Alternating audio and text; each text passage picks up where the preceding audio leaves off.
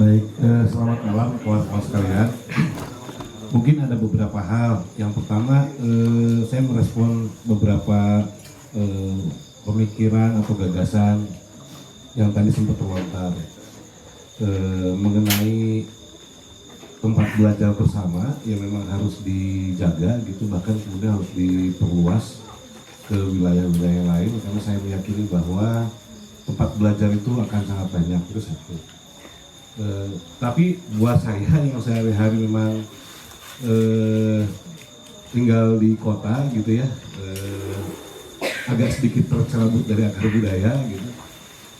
Saya memandang bahwa ini tempat belajar dan kendeng ya, tempat belajar dan sebagai sebuah sarana sebenarnya untuk menjaga supaya tetap waras.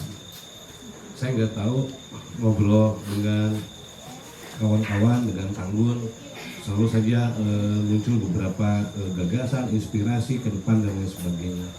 Artinya itu sudah cukup membuktikan kalau kewarasan itu tetap terjaga. Yang kedua, mungkin ini curhat juga karena ini bicara tentang kemerdekaan petani seperti yang disampaikan oleh Kang Dul tadi. Jadi begini, saya sempat juga berkeliling dan di bulan ini ada beberapa peristiwa yang buat saya mengganggu pikiran. Yang pertama adalah beberapa minggu yang lalu saya main ke sebuah, berkunjung lah, belajar juga bareng-bareng ke sebuah organisasi tani. Ada satu hal yang menarik. Jadi suatu saat, bahkan bisa dibilang pimpinan gitu, ketua serikat tani, setelah panen kentang, dia jual kentang, terus kemudian dia mendapatkan uang. Setelah mendapatkan uang, kemudian dia jalan-jalan bersama keluarganya ke kota, dan di kota beli ketela,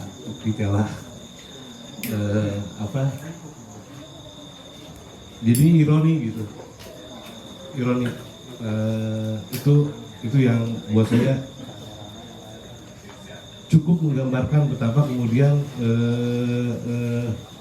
untuk mencapai kemerdekaan sejati itu juga susah tuh, ketika kemudian pola hidupnya seperti itu kira-kira. Yang kedua, banyak banget misalnya petani beras, dia panen, dia jual gabah, semuanya dia jual gabahnya hanya untuk mendapatkan uang, tapi setelah itu di dapur tidak ada beras. Dia beli beras, otomatis harga beras jauh lebih tinggi gitu dibanding harga gabah. Sesungguhnya pada saat itu sudah dalam kondisi yang merugi gitu. Terakhir, saya misalkan jalan-jalan ke satu wilayah, sebut saja Indramayu gitu. Saya jalan-jalan ke Indramayu, yang saya tahu di Indramayu itu ada wilayah pesisir, di situ ada juga banyak juragan yang memiliki kapal besar, dan banyak juga kemudian warganya yang bekerja sebagai anak buah kapal. Tapi di sisi lain juga banyak petani yang sebenarnya dia menggarap lahan juragan juga. Jadi ke laut dia ketemu juragan kapal, terus kemudian agak ke darat dia ketemu tuan tanah menggarap, bekerja dan lain sebagainya. Dalam beberapa kesempatan sering ngobrol, terus kemudian saya menemukan beberapa kasus, misalnya ternyata anak-anak perempuan di wilayah Indramayu itu banyak juga yang terjerat dengan praktek-praktek kerja-kerja, atau bahkan kemudian dijual gitu di tempat-tempat prostitusi dan lain sebagainya, dengan pola dia dijerat oleh utang dan lain-lain. Terus kemudian dibuat orang tuanya tergantung terhadap pemberi hutang, dan kemudian tidak ada pilihan lain selain dia bekerja apapun yang penting menghasilkan uang. Ya, diantaranya kemudian terjebak dengan dengan mafia yang kemudian menjerumuskan supaya dia terjebak di pekerjaan di tempat-tempat prostitusi.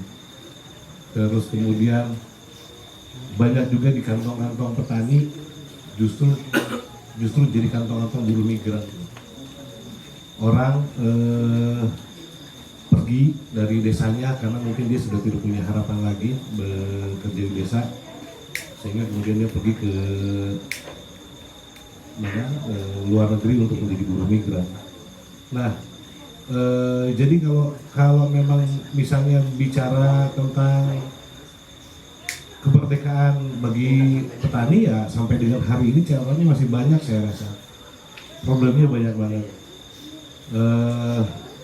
Terakhir kemarin saya juga ada satu orang yang sudah saya anggap sebagai orang tua angkat sendiri gitu. Dia sebenarnya punya prinsip bahwa setiap jengkal tanah di bumi Indonesia ini jangan sampai sia-sia gitu. Dia harus memanfaatkannya, harus menghasilkan. Oleh karena itu maka dia sangat mengharamkan tuh sebenarnya bagi teman-teman petaninya untuk membuat lahan lagi terlantar. Dalam pembicaranya dia selalu bilang seperti bahwa menjaga merawat tanah, menjaga kelestarian tanah termasuk menyuburkannya, itu adalah kewajiban setiap orang sebenarnya. Kewajiban setiap orang, dan saya rasa juga itu ditemukan tuh dalam beberapa kidung-kidung yang tadi dinyanyikan.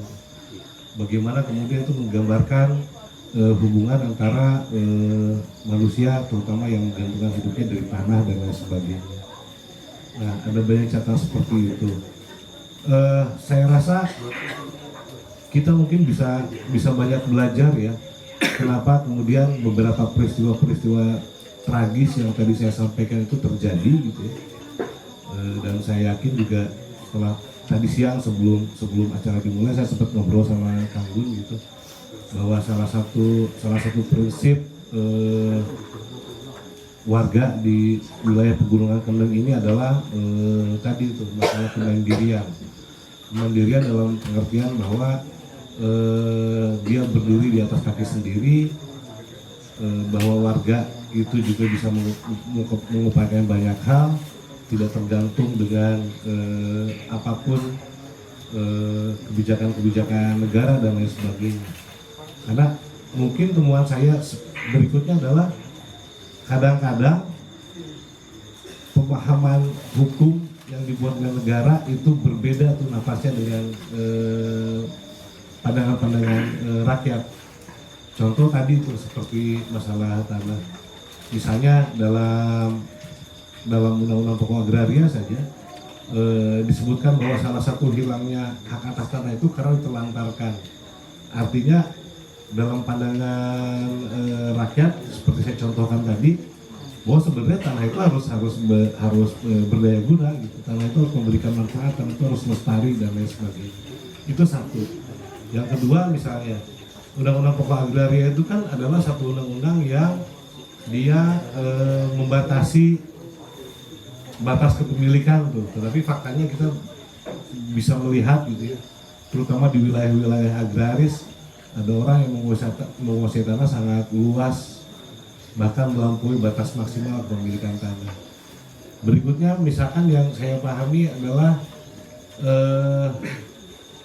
masalah ekspansi. Jadi penguasaan tanah jadi dalam Undang-Undang Pokok Agraria itu dikenal tanah absen itu yang sebenarnya itu tidak diperbolehkan ya. Bahkan kemudian ekspansifnya sampai di wilayah kecamatan. Jadi kalau diusahakan bahwa tanah itu hanya dimiliki oleh mereka-mereka yang berada di wilayah kecamatan, tapi pada kenyataannya sekarang tidak seperti itu. Dalam beberapa kidung yang dinyanyikan ya tergambar sebenarnya bagaimana kemudian penguasaan tanah bahkan oleh pihak-pihak dalam tanda kutip investor yang berasal dari belahan bumi mana tiba-tiba datang di satu wilayah kemudian ngacak-ngacak tatanan ruang di wilayah tersebut.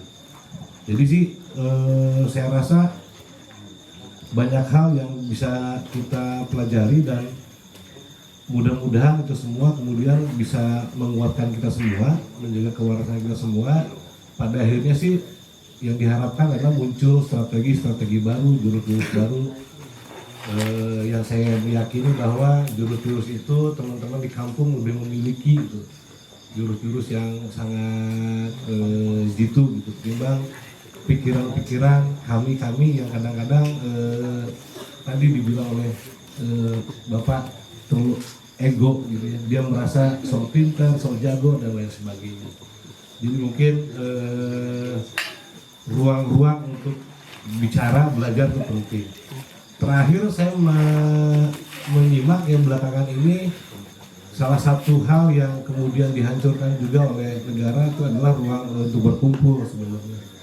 Ruang untuk ketemu, untuk berkumpul gitu. Di beberapa tempat penghancuran itu nyata gitu. Nah, dan kawan-kawan di Kendeng saat ini justru kemudian semakin mengukuhkan tuh ruang-ruang berkumpul. Karena dengan berkumpul, dengan ngobrol, sesungguhnya tadi tuh terjadi proses pembelajaran, pendewasaan, yang mudah-mudahan kedepannya ini menjadi satu hal yang membuat apa yang kita cita-citakan ini bisa terwujud ke depannya. Paling itu Kang Gun dan kawan sekalian, selamat malam. Indonesia, merah darahku, putih tulangku, bersatu dalam semangatmu. Indonesia, debar jantungku, getar nadiku, berbau